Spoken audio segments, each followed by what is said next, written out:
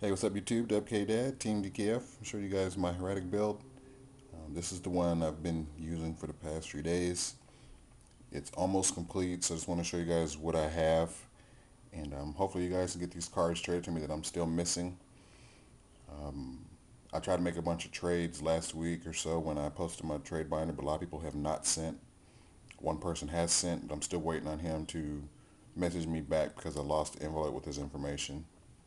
So we have 3 Red Eyes, Darkness Metal Dragon, 3 Tefnuit, 3 Sue, 3 Aset, 1 Nepthet, 1 Light Pulsar, Luster Dragon number 2, Whitetail Dragon, 2 Card, 2 Effect Veiler, 2 Maxi, 1 Gores, Book of Moon, Dark Hole, for 3 Heretic Seal of Convocation, 3 Mystical Space Typhoon, 3 Pot of Duality, 2 Lance, 2 Enemy Controller, Monster Reborn, Heavy Storm, then Exceeds, 3 Attune. Remember, I still need one more Attune. I got 2, I need one more. 3 Gaia Dragon, Excabito, 2 Strike Bouncer. I'm still needing another Strike Bouncer. 1 Force Focus, Crimson Shadow Armored Ninja. I would like to run Adrius or Tyrus, but I don't have it yet. I plan on buying a case or whatever of the Battle Pack Epic Dawn, so hopefully I get Adrius and Tyrus in there, and I'll figure out which one of those or both of those I want to use, and then that explains these blank cards. 2 of these are going to be synchros because I need to trade for an Exploder Dragon Wing, that level 7 Dark Dragon. Kind of like when he attacks, he has a catastrophe effect. It's destroyed before damage count, and then you get the Ring of Destruction. I mean, that card wins games. Plus, it's a Dark Dragon, so it helps fulfill summoning for Pulsar. I can get it back when necessary with Red MD, etc. Scrap Dragon, maybe Black Rose, and then Ancient Sacred Wyvern. I know it's not a dragon, it's a fairy, but that effect can be game breaking. You attack with all your other guys like over their smaller monsters, and then you just swing direct for game, getting past Gores because he gets so huge. His effect is his attack becomes the difference between your life points and your opponent's life points when you have more, and when they're less, then his attack drops. And then he's kind of also a chump blocker. You just throw him out there, and when he's destroyed by battle, you pay 1,000 life to special summon him back, or her, whatever that thing is.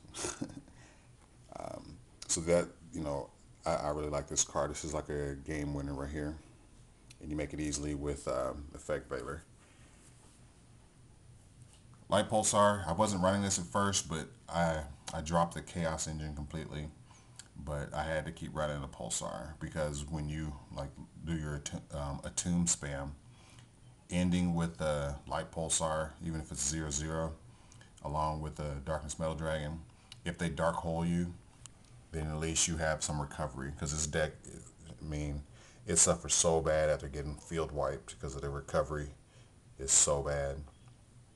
Then also when he dies, you can dump like a Dead Redness in your hand, maybe Watt Tail to revive him.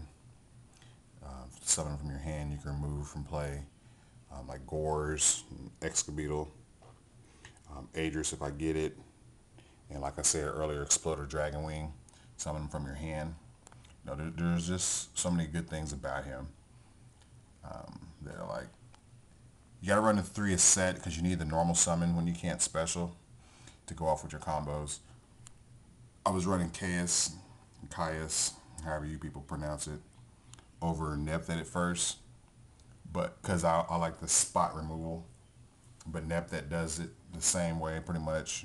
It doesn't remove, it does destroy, so they can, Stardust or my body as a shield or whatever. But I like him because he's searchable. He's searchable destruction. I can get him off of a tomb. I can get him off of Convocation. Revive him with Darkness Metal, and that's pretty good. I like that. I like that searchable monster removal because this deck has a hard time getting over monsters with more than 2800 attack. So if you're sitting on a monster with 2850, my only outs is Nepthet, Forbidden Lance, Enemy Controller. Hopefully I can Excabittle you. You know, or if I have more life points, I can run you over with Wyvern. Or I could make Adris if I had it. So, you know, my outs are limited, you know, Book of Moon, Dark Hole. But, you know, I don't have readily outs. I can't put big threat. I mean, I have people make Acid Golem, and I'm just staring at the damn Acid Golem. I'm like, oh my God. Hopefully I can stall him and he can burn himself out, because I have no immediate outs to Acid Golem. Think about the card car and the Max C. I don't run 3. My teammate Asian Persuasion runs 3. 3 is really good, but man, it just hurts giving up that normal summon. I mean, I want to dig for my combos, especially when there's like game states where I don't want to push into a bunch of back row. So it's just like, you know, I just take another turn to set up. And Maxi does the same, like in the mirror. And then, you know, just even if you get the 1-for-1, you dig through your deck, you know, 1 card further. Depending on an event I'll go to, because right now this deck is tailored for locals. So, you know, this setup 2, 2, and 2 is kind of good, and then plus Gores, because it gets all my bases covered with the decks that are being ran here in town.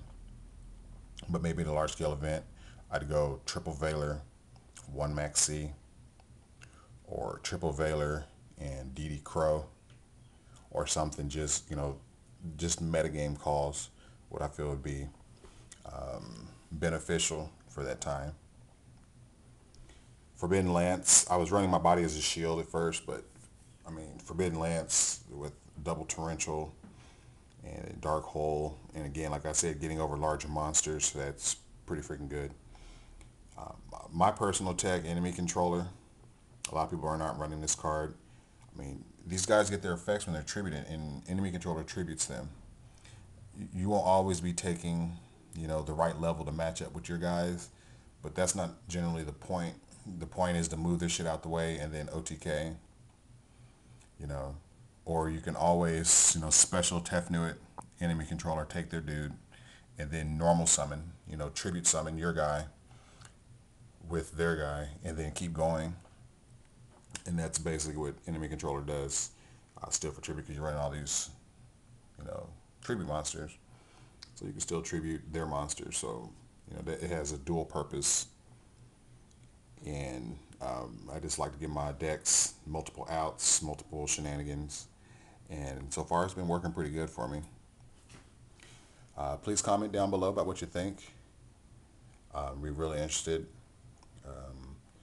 You know, you guys can't exactly call this a meta deck yet, because it hasn't really had any showing. I really like this deck. I mean, it's a toss-up right now between Chaos Dragons and this. I would run Chaos Dragon, but that deck mills so hardcore, and people who know me know that I don't do too well with decks that mill. I mean, the build I had 30 monsters, and every time I played Charge, I'd mill my spells, so there's just no bueno. This deck is just as fast, and it doesn't mill, so I get to keep the cards in my hand, and I like that. Alright, this is DUBKDAD showing you guys my Hieratic build. Hieratics. Don't have a name for it yet. When I update the list, I'll have a name, and I'm out.